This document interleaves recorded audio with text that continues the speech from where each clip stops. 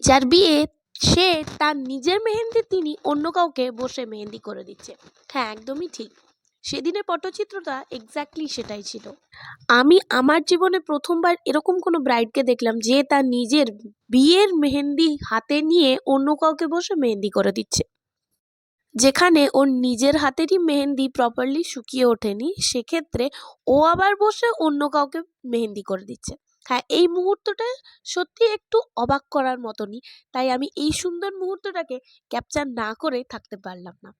দিনটা ছিল ওর মেহেন্দির আগের দিন।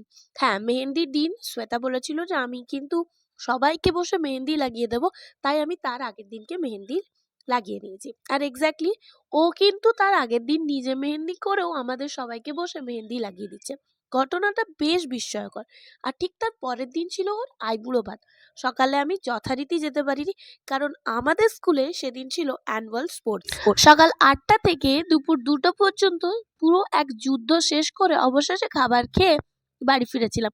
তবে হ্যাঁ, ওখানে ফোনের ওপার থেকেই দিদি আমাকে এই ফুটেজগুলো পাঠাচ্ছিল।